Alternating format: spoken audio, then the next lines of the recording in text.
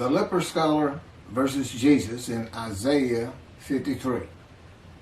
The speaker of verses 7 through 10 is Isaiah himself. Verse 7. He was maltreated, yet he was submissive. He did not open his mouth. Like a sheep being led to slaughter, like an ewe, dumb before those who shear her, he did not open his mouth.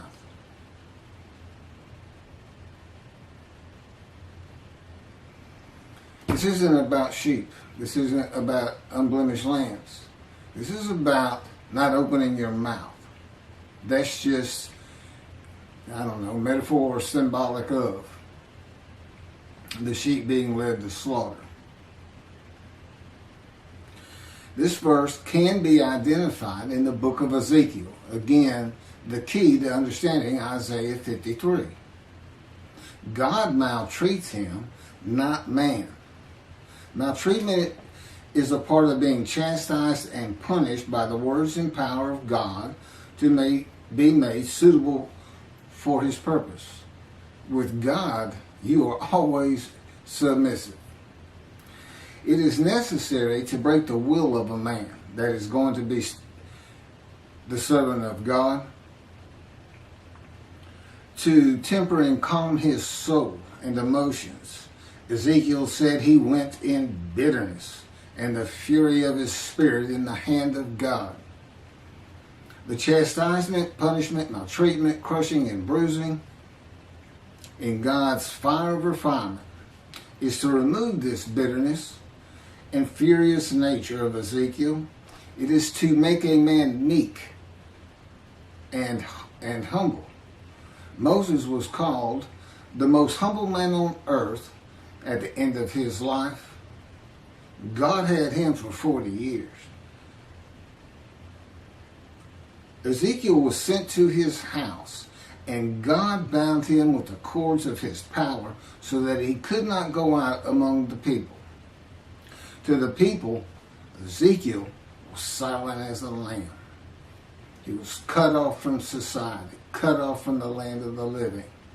Not unlike myself. God told me, go to your room. It's where I've lived for just about 13 years now. Well, it has been 13 years. And cut me off from everything. Had me stop practicing law. Had me terminate my law licenses.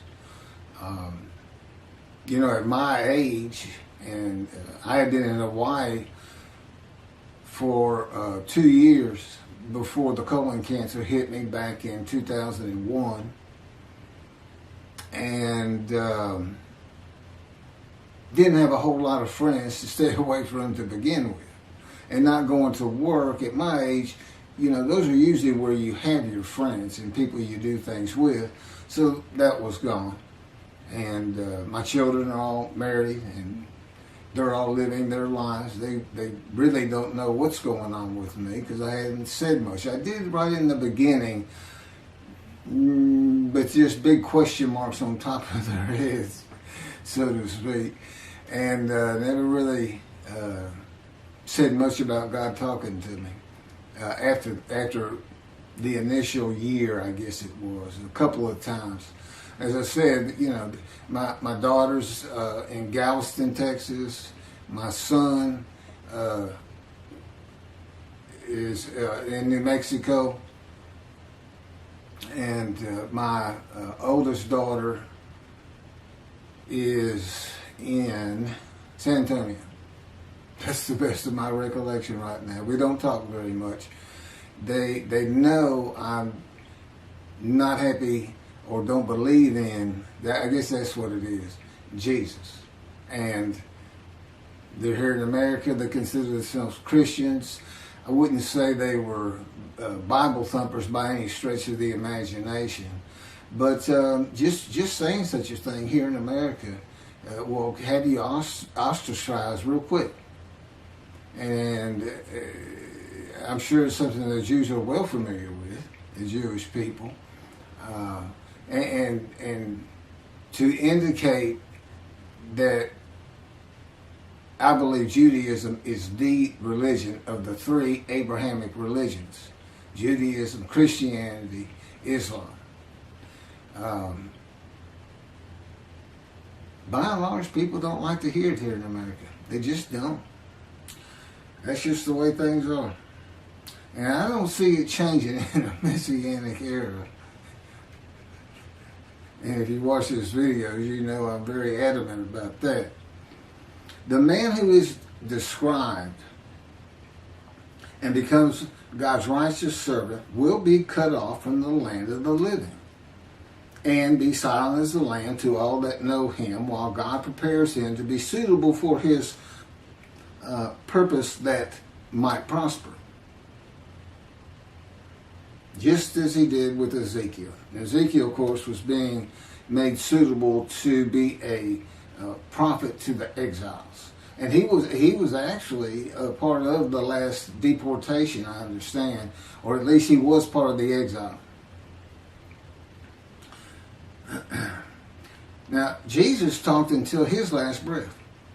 In one gospel, Jesus is asked, "Are you going to remain silent?" And his response was to talk verse after verse after verse after verse after that. That was his answer to, "Are you going to be silent?" No, I'm not. I got plenty to say. And he was never confined to a house, to a room. He was always free to move. I was kind of surprised to see, oftentimes, he and his 12 would stay at a mountain near Jerusalem. Never see that in any kind of movie or anything. He did not live in Jerusalem. He did have a house. I'll get to that. Verse 8. By oppressive judgment he was taken away. Who could describe his abode? For he was cut off from the land of the living through the sin of my people, who deserved the punishment. That would be the people of Isaiah, the Jewish people. Now this is another way of looking at an offering for guilt. The oppressive judgment is being guilty and receiving a sentence of imprisonment in your home or your room. And maltreatment, chastisement, punishment, bruising, and crushing for the sins which causes the guilt of the Jewish people until suitable for God's purpose. God is, he uses these verses symbolically, with the offering for guilt in this verse being shown as a guilty plea before a judge of crimes not committed by the defendant. Ezekiel chapter 3 verse 14. The Spirit seized me and carried me away. I went in bitterness in the fury of my spirit, while the hand of the Lord was strong upon me. Okay, that would be the jailer for the oppressive judgment. Who can describe his abode and cut off from the land of the living? That's the prison. Ezekiel chapter 3 verse 24. And a spirit entered into me and set me upon my feet. And he spoke to me and said to me, "Go, shut yourself up in your house."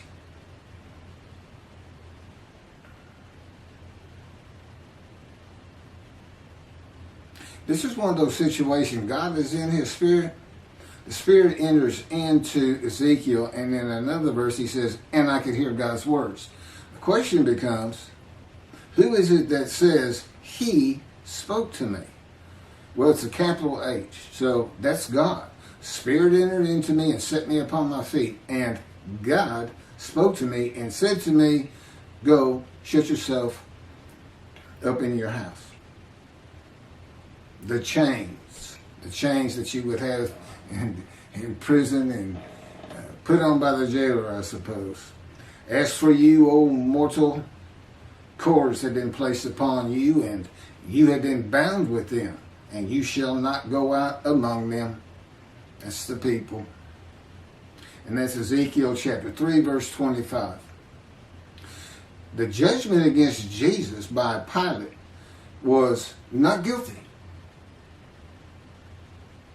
I find nothing wrong with this man. But to wash his hands of the whole religious controversy, Pilate asked the multitude that had gathered. And I don't know how many that is, and I don't know if the multitude was just Jews or if it included Arabs and Gentiles, and well, Arabs are Gentiles, but it doesn't tell us. A multitude had gathered, that's all we had. He asked them what they would have him do with Jesus. Release him or crucify him? And the multitude said, crucify him. That was not an oppressive judgment. It was not a judgment of being taken away or cut off. No, it was a sentence of death. It is oppressive, I grant you. But it's a death sentence. This is a sentence that is onerous, difficult to bear. And you don't receive long life. This man, here he has an oppressive judgment against him. And you have all these words like wounded, bruised, crushed, chastised, punished. But he's given long life. So it's not a death sentence.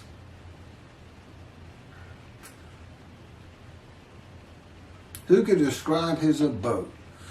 Jesus has a house in the Gospels, but it is never described. No one today could describe his abode. And Isaiah chapter 11 says that his abode shall be honored, the Moshiach, who is described in Isaiah 53. This is the book of Mark, the Gospel of Mark, chapter 2, verse 15, Holy Bible, King James Version, from the internet. And it came to pass that, as Jesus sat at meat in his house, many publicans and sinners sat also, together with Jesus and his disciples. For there were many, and they followed him. Doesn't sound like shunned and despised to me. And of course, today nobody can describe that abode. All of Israel will be able to describe the abode of God's righteous servant. That would be me in this day of social media and phones with cameras.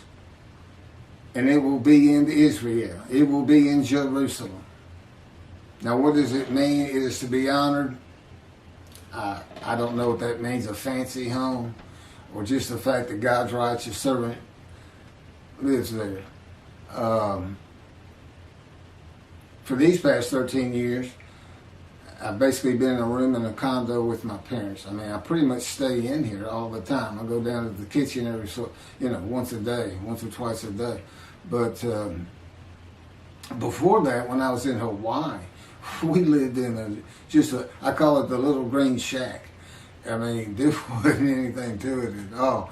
But the kids they were all over. I took my oldest daughter and my son. Initially, my young daughter at the time came out with us too for about a month. This is post-divorce. And my wife had custody of all of them, but she didn't want the first two. She was getting remarried, and they were a handful, not unlike their father. I've heard that more than once. But they were having a great time. It was good for them. They needed to get away from Houston for a while, and that's why I went. And but that's, after 2 years the cancer hit me. I did pass the Hawaii bar. I got the results in the hospital. But and it was difficult to take. I was in enormous pain, but it had to be done.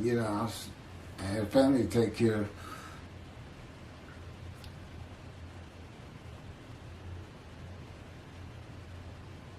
Through the sin of my people who deserve the punishment. Well, Ezekiel suffers the punishment. God tells him, of the houses of Israel and Judah, which is for sins, for 430 days. But the houses of Judah and Israel were defeated by the Babylonians and deported. They suffered their punishment in exile. God told them, if y'all don't stop, I'm going to raise up armies against you. You're going to, yeah. And so they suffered their punishment. There's no vicarious suffering in this chapter of Ezekiel, and God makes that clear. Basically, he's saying, you're going to suffer the equivalent of what they should suffer.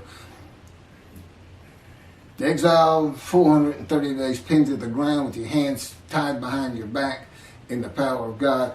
I don't know if that's really close, but God thought it was about right. Sounds pretty brutal to me. I myself, because I did something that in retrospect was about, it shows who I was when God first got to me. As he would say, when people ask you why it took 13 years to get you where I wanted you, or 13 plus years, tell them that story. He won't let me tell many, but he'll let me tell you this one. He's always saying to me, Keith, I am God. Particularly early on.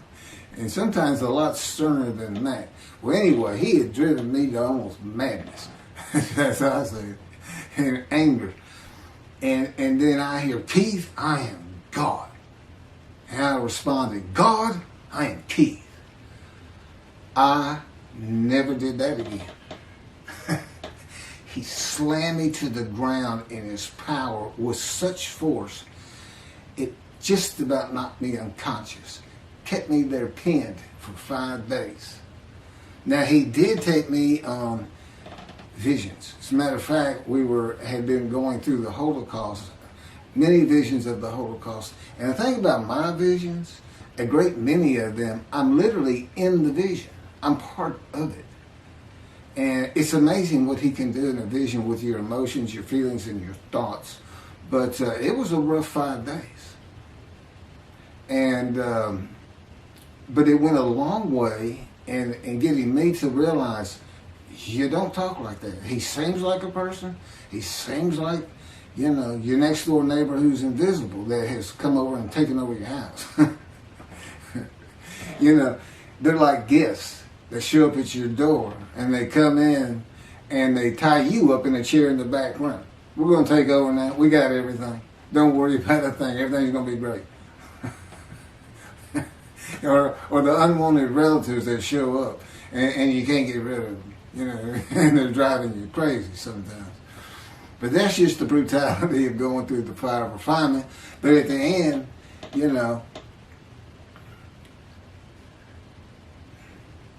you're so thankful. I would have never been this man. I could never do the things he's having me do. I watch these videos before I post them, and I'm just like, I could never do that. I was pretty glib, but not like he has me be.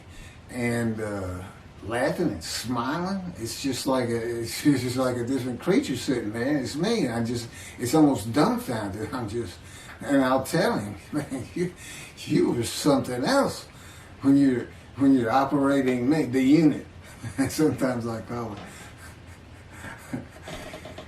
Anyway, again, he wants you to know these things about him. He's not just, everybody, I'm sure, especially those who seriously study the Torah and the time, you have your own perceptions of this entity, God. Not as a man, but as a person yourself. You can't help but start adding attributes to him of a man. And when he converses with you, he says, one man to another man. But it doesn't take long to realize this is an entity, a being that is nothing like man, other than he exists and he does have emotions. And he did create everything. And of course, he relates to me in a way that I can understand. Is that how he is of his own when it's just him and his companion, the spirit? Probably not. It's different. So anyway, no vicarious suffering. God says every man is responsible for his own sins. And he tells his people, do not sacrifice your children. Because there was a false god that I don't, the fire god, I can't remember the name right now, but people would fire these idols up and toss their babies in as a sacrifice, and the Jewish people were doing it, and he told them, don't sacrifice your children. And what does Christianity say? God sacrificed his child so we are forgiven of disobeying him. Again, when you make a human sacrifice, it's the man's. Camera just faded in and out. I may have to cut this short. As the Mayans did, they were looking for favor. They made the sacrifice so their gods would do something for them. What was God making the sacrifice of his child for the Gentiles to do for him? What was he trying to get them to do he couldn't get them to do? What's he looking for? So I don't, and they say the Hebrew Bible, the Bible he gave his children, is prophetic of this human sacrifice. And again, Jesus says, God no longer wants bulls and goats for sin. As I told you, he did away with the system through his prophets. Isaiah chapter 1, Amos, in the Psalms. He said, no more. No more. Don't offer them to me. Stop sinning or I'm going to punish you. And that's what he did. But he didn't ever leave them. He married them. He espoused them. And he tells them, there's one psalm he basically says, I don't care if every single one of you turn your back to me. I don't care if every single one of you is sinning and not practicing my laws and commandments. I'm not leaving you. You're mine. But I will punish you. That's God.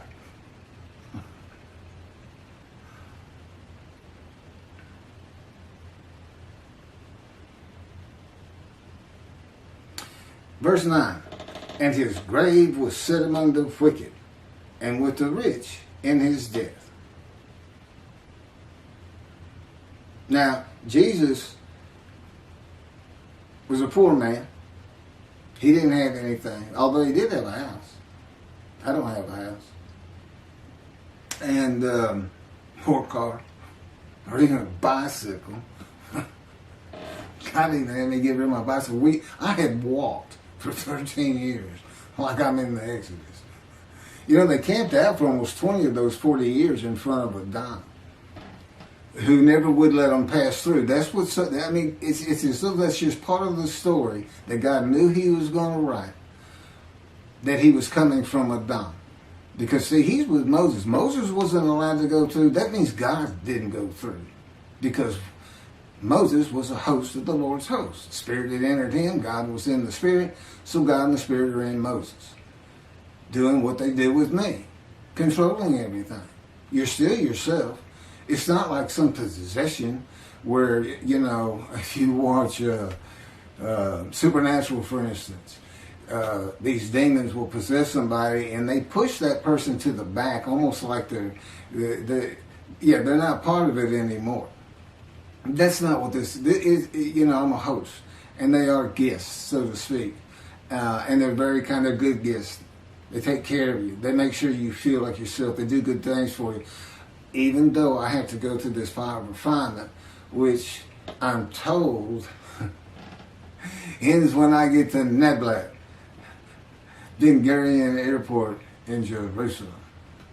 I can't wait to get there.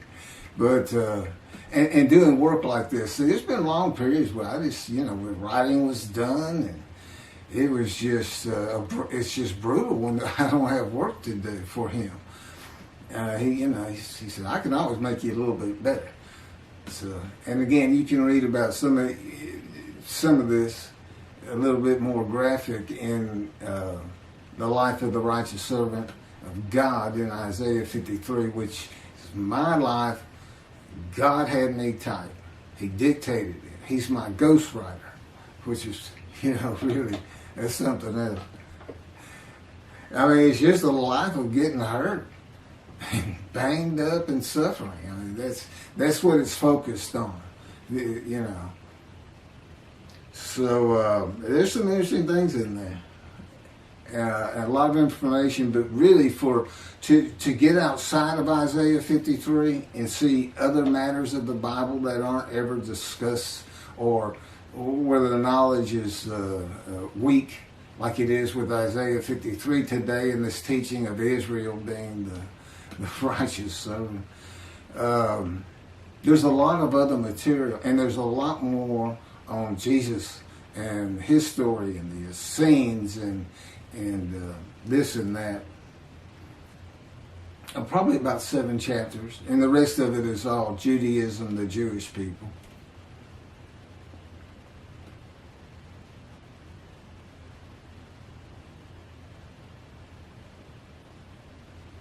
So anyway, this verse, and then Jesus is said to,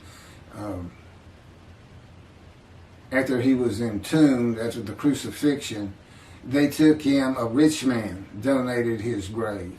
That's the story written around what happened. And so they say he fits this verse. You know, but the fact is, he's still poor. He just got buried. But you know, I think it just means because of things like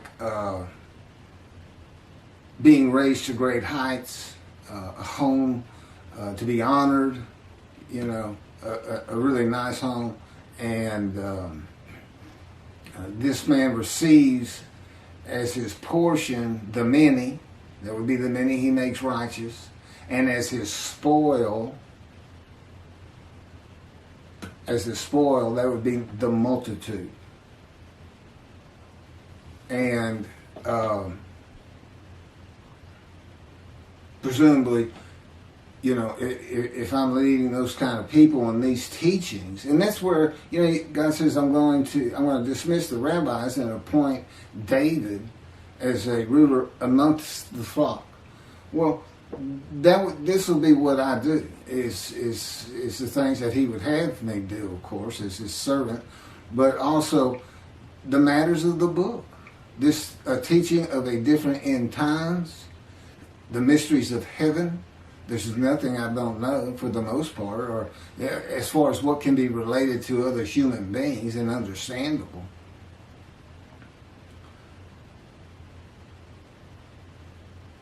So, and we know he's a man of suffering and had to rise to great heights. So, and then he's taken from the world. You know, he took me to poverty. So, to me, I read that, and, you know, I was a poor person, but I'm going to end up rich. Verse 10. But the Lord chose to crush him by disease, that, if he made himself an offering for guilt, he might see offspring and have long life. And that through him the Lord's purpose might prosper. But the Lord chose to crush him with disease. Now, I think I've covered that sufficiently. I'm familiar with disease. My life was crushed by disease, by cancer. I was supposed to die 20 years ago. God says, I took it from you. I gave it to you, and I took it. I gave you cancer, but you survived because of me. I orchestrated you getting shot through the abdomen. You're the man of suffering. A lifetime of it. But I made sure you didn't die. Now, I don't know exactly how he did that. But, you know, possibly he was in the operating room and helped the surgeon's hand. I don't know. But it's very difficult to be shot in the abdomen when you're 18 years old. It's very traumatic, to say the least. There's little question. I had nightmares just about all my life from seeing things that you just shouldn't see in a household where there's been a number of suicides in the family, and as a young child, and then the trauma of being shot, And that's what I believe was always causing this headache I had.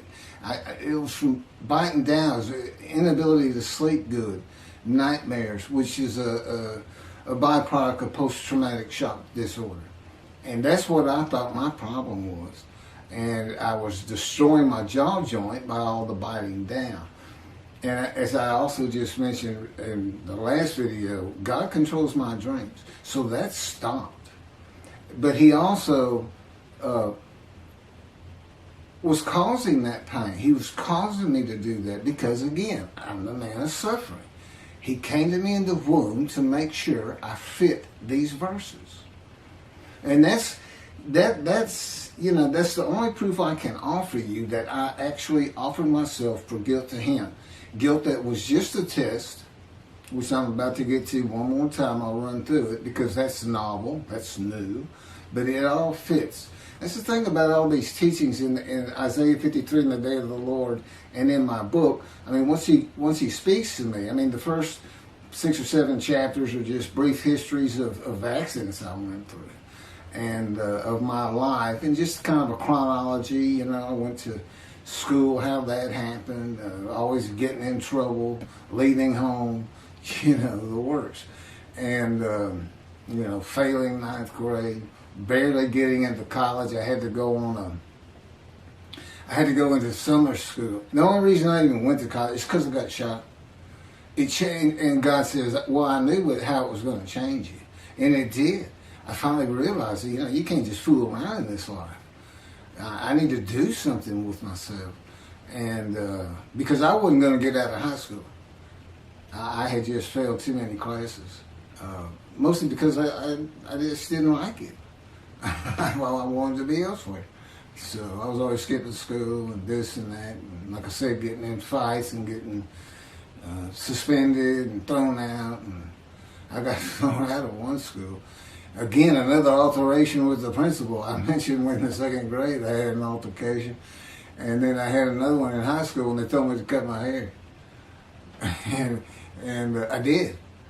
I always wore my hair in a ponytail. It was nice and neat. It was long blonde wavy hair. And I reported to the principal to show him. And he got up out of his desk, walked behind me, I'm sitting in a chair, and grabbed me by the back of the head and yanked my head back and said, still over your collar. I think I did a backflip out of that chair. I'm not sure what happened, but I do know it took several people to pull me off of him. That's how volatile I was. I mean, I was just, God would say, tell him. I said, that's what I had to deal with. That's why it's taking so long. The fury of my spirit. So, I tell him, well, David, what can I say? I got some DNA in me that is a little bit different from maybe others. I'm not sure. Again, so far removed. That's why I'm the twig. So far removed as a descendant of David. But anyway, so then the Lord chose to crush him by disease. Again, he wants that man blemished. He knows the Gentiles are going to come up with the unblemished Lamb of God. Use Leviticus. You sacrifice a lamb, your sins are forgiven. And so they used a human being. And he made sure you can't do that. Except they did it anyway. It's like, I don't understand it. How can you read crucifixion and the man lives? Makes me righteous by his knowledge. Now I know it says might. He might have long life, might see his children. But that's just part of the test of devotion. That's what it's about. And it's a test because there's nothing to offer yourself for. That's why the angel comes before them. The angel's here before he ever starts teaching me the scripture. And the Jews don't know it, but they're sin free.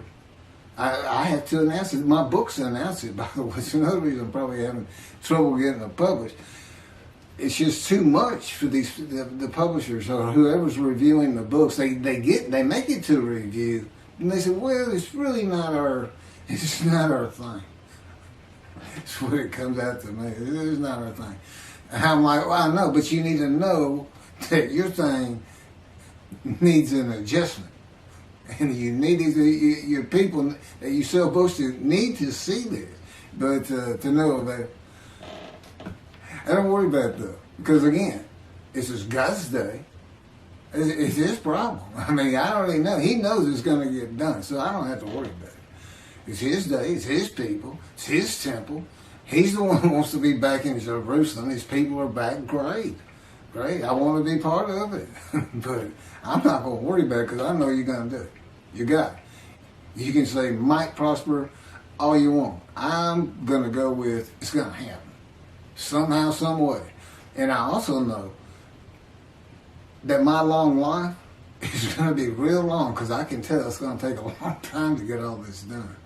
So that's a good thing too. Oh no. And he's promised me, and he knows this is what I want more than anything in the world. An Indian Scout 60 bobber blackened motorcycle. I had a Harley once, and it was my first motorcycle, and I just love riding it. I just love riding it. And he's dangling that in front of me, and of course I've been in poverty for 13 years now, and I don't think about the abode, having money to buy a soda or anything. It's just I can really get a motorcycle. You gonna let me ride a motorcycle as the Moshiach? Isn't that kind of I don't know. But anyway, I will have one in Jerusalem. I'll get there somehow. So anyway, here's what an offering for guilt is. Tobias Singer, in his Midrash on 53, says that phrase, he offers himself for guilt, means literally guilt offering. Let's go to Leviticus.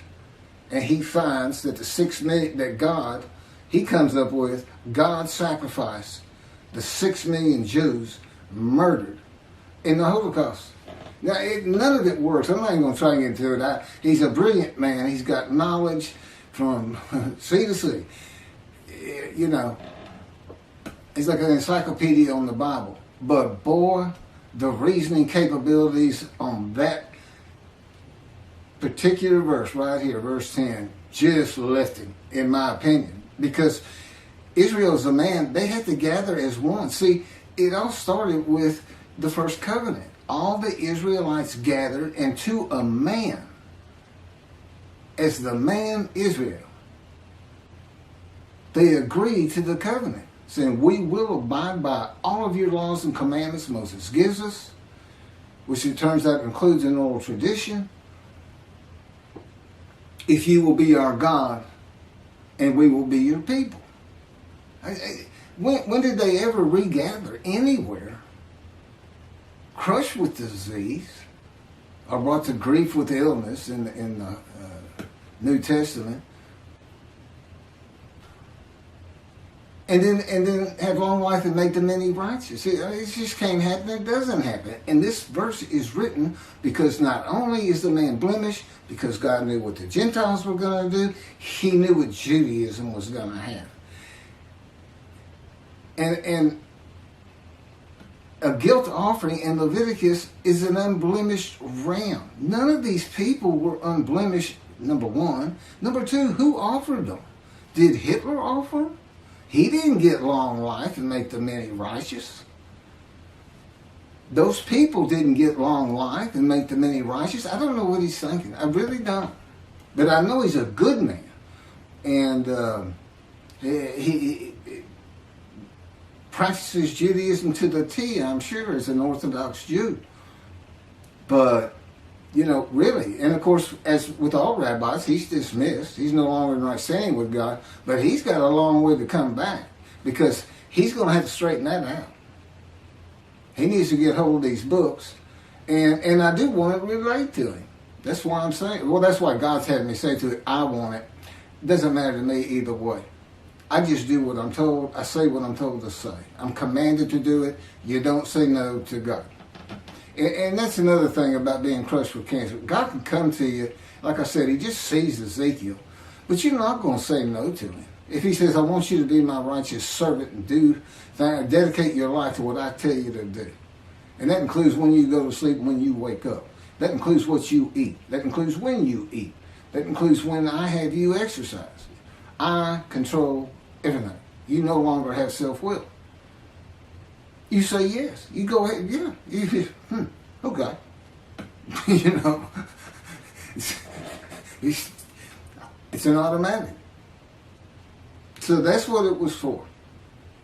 In verse 10 is to prevent anybody from saying, from the Jewish side, that this could be a man. It can't be a man. Especially cannot be an unblemished lamb, a perfect man. See, I am this man, and I am the polar opposite of Jesus Christ. You can't put us in the same sentence without having the sentence blow up. You can't do it. But I'm who fits it. Not a perfect, handsome, beautiful, charming, pleasing, intelligent, sinless. So he says. I don't know. False prophecy, I'm going to come back. He doesn't do it. Is that sin? Is that lying? Is it deceit? But this whole Zechariah thing, I'm gonna ride into Jerusalem on an ass, as all of the prophets say of me, I shall be mocked, spit on, scourged, killed, and rise on the third day. And yet the prophecy says the man will ride an ass into Jerusalem, and the next verse is, it's summed up, defeat Rome. In his time, today it would be throw the Palestinians out of Israel, get them out of there, make them go to Jordan. Tell them that's it. We're not having them. You're not going to keep launching bombs at us. You're not going to live inside our land. This is God's land. You can't come in here and possess it. You can't adversely possess it. To God, you're the trespassers. That's what he would call you. That's what he does call you. I don't want those trespassers in my land. I want my temple on the Temple Mount. And he said, I don't care about their mosque. I ain't care about our synagogues, as though I got to have an excuse, and I don't. I get the feeling. If we weren't in the modern era with satellites and television and social media, that he'd just say, drive them into the sea. And their families, just like the promised land with the Israelites. Drive them into the sea. Get them off. Take their women and children. Take their stuff and take their animals and drive them into the sea. Just be done with them. See, he's not a human being. He is a being that has a whole different agenda and idea about everything. And of course, I live learning his perspective on things. And I get it. It takes a while, but you do get it. He just has a different way of thinking. So, but of course, I love it. It's great. So anyway, let me get back to where I was and finish up. The speaker of verses 11 and 12 is God, and I'll pick that up on another video and end my, basically my video midrash on Isaiah 53.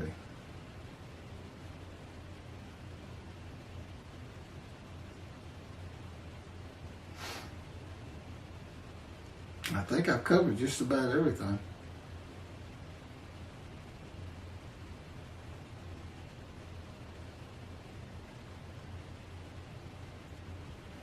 So anyway, here's passing the test of devotion. Is when I really started learning about a host and a man divine beings.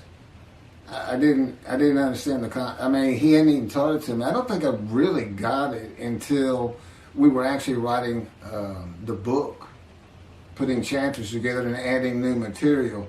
But, it's one God of Israel, one angel of his presence, and one man, Moshiach, the anointed one. In this case, me. At one time, it was, any of the prophets that wrote for him Moses. And there's some stories. God left little hints in the Torah that the scholars of the Torah and the Talmud will be surprised, and not a lot, just a little bit, to back up some of the things I say. Things that had to do with that bright white face he had when he came back down the mountain the second time, what that was about. And his attendant, Joshua. And that's the name that Moses gave him. That's not his original name. And it wasn't his name at the time that he was following Moses up the mountain and living in his tent with Moses. And then after the bright white face that he had to cover up, the attendant disappeared. He's just like, Moses come down the mountain and he's not waiting on him. And he's not in the tent. Then he would stay in the tent when Moses left. You know who he represents? The angel of the Lord, the Spirit of the Holy God. And that's the symbolic, you are now a sinless person, and that would be me. I can't sin. I don't even have self-will. I can't even, God controls me now. And, it's just fine. I'm old. I don't want to do any sins. I've had my wild days. I told God said, we got to this part, verse 12, he's a sinner. I said, I never really thought myself that much of a sinner. I was good to other people, and, I tried to do the right thing. Didn't really know anything about 10 Commandments or anything else. I'd seen the 10 Commandments, Charlton Heston, of course. Everybody has. And he said, you don't think you're much of a sinner, huh? And all of a sudden, I'm Scrooge in that story. Christmas, the ghost of Christmas past is taking me on visions. And in these visions, it's like, I'm back there. It's like the first time you start a car. You can remember, man, I felt so great first time I drove a car.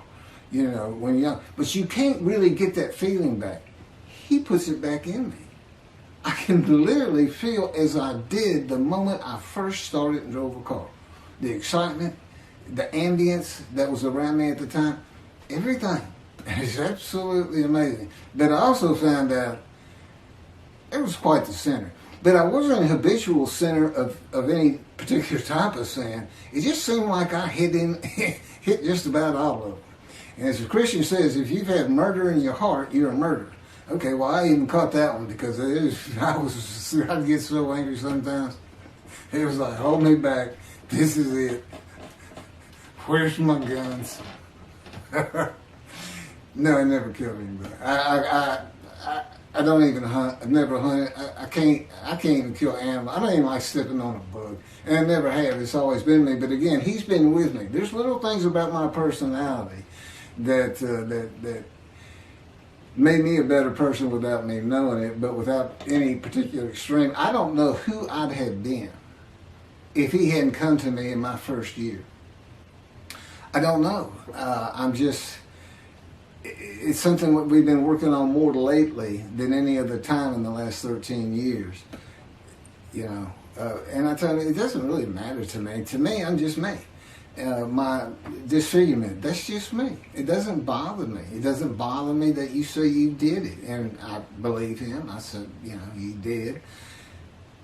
I loved running, and it really hindered me in track because you need 2 strong arms for a quick start to drive out of the blocks and everything. And but one thing that never happened, which is surprising, because he said part of the reason I did it is so that people would pick on you and bully you and this and that, because that's what happens to young Jewish people. I wanted you to feel as best I could the suffering of the Jewish people in every way imaginable, including the wounding, the crushing, the bruising, the maltreatment.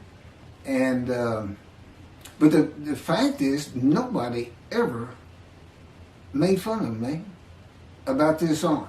And it could have been I looked like, because I wouldn't smile, and it's like, I had a friend tell me, it looks like you when you look at people, like you want them to say something bad so you can launch into them. And maybe that's why. But anyway, he's changed. I'm not that person. Not that person. It did take him 13 years, which I think is a little ridiculous. Personally, I always say, look, more power, less suffering. What's wrong with that? He said, Keith, I am God. I decide these things. I decide how long it takes. I know what you need. I know where you have to be. And I say, you're not where I want you. And I just say 13 years. That's all I got to say. All of a sudden, I feel my foot getting crushed with the invisible hand. One of his favorite ways to wake me up sometimes. Two invisible hands just grabbing your feet, you're in deep sleep, and I come up and I utter his favorite phrase for me. What is wrong with you? It makes him laugh. He says, nothing wrong with me, I'm God. Morning, God, and the day begins. It's not always like that. I think I'm done. I mean, I have a lot of things written, but I've covered them through all these videos, one way or another.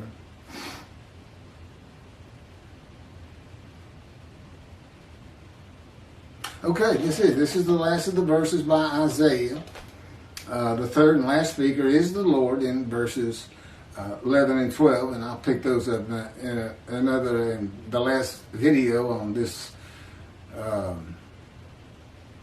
Midrash of Isaiah 53 on camera.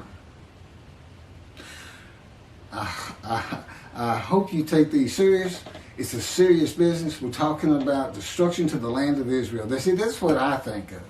And of course, he puts these thoughts in me and to make me feel like it's actually my responsibility. If no, I know better. It's not my responsibility because I don't control anything. But I still feel it. Just like I still feel like me when I know he's having me say words that I wouldn't be saying. It's very complicated. And it does take a long time. And I do it again, even if I didn't have this wonderful task in front of me. I mean, to go to Israel, to know, I'll be able to earn a living again and have things and help people understand his personality and be instrumental in having the temple built someday. Could be 20 years from now. I'm 63. Moses was 80 when God spoke to him. Lived to be 120. I don't want to be 120. Is that story? Or was he really 60 and lived to be 100? You never know with God. He throws a lot of stuff into his stories, but the fact is, though, everything happened on the ground. It's kind of like you see a movie and it says, based on true story. Because God said, it's like the dialogue. He said, if you heard the way they talk to each other sometimes, he said, in the Bible it might say, and Jacob said, yeah, or Saul said, okay. Yeah, well, or Saul said, no. And it may have been a gesture. God said, okay, and Saul said, no. Because if you read the dialogues, they're all the same throughout the book. Yeah, and it's like third grade reader. It's very proper, very clean, very. And God said, these books have to sell. They have to get around. I had to add some story to it to make it interesting, but I put in my philosophy, the moralities. There's so much behind it. And that's why the Jewish people study Torah so hard. And Torah is like almost an entity to them that God created before he created the planet, Earth, people. And he did, but what they need to know is it's not just the Torah he had written. It's the entire Hebrew Bible that he had before creation. The entirety, even the Psalms, he had written. Now he writes them in antiquity, so they read as though they come from antiquity. But, he's talking to Isaiah, wrote Isaiah. That's what he told me to think about. He said, sometimes I had to get other people to finish or do this or do that. He said, but when you're reading it, understand that while there is a lot of story, I could have made any of it happen. All of them are within my powers, all stories. And I'm not talking about express miracles like in the Exodus, where he flat out says he's done it. But it's like you see Elijah, and he's calling down the fire at the sacrifice of the bulls with everybody in Jerusalem having come outside to watch it all with the bad guys. I can't remember their name right now. And he's not giving it to me. You think if God's control you, you'd be a perfect person. You'd be like a Jesus. No, I'm still Keith. Listen, I'm still me. Now, I can't sin, but I can still, I can argue and get angry and nothing like you would think of Jesus, so to speak. And he's not part of this, There's nothing written about him in his time. And everything was a story back then. It's a great story. And like I said, there's all kinds of variations to it. And the fact is, I don't believe he ever existed. And I have it on good authority, he didn't. I'm the Moshiach, and I bring God's wrath. And I bring his reckoning. We'll finish up with what God has to say in 11 and 12, another video. I can't believe he just had me say that. That's from God himself. The Lord said, and what I just said, yeah, that's how it works. You just do it. Thank you, y'all. Everybody have a good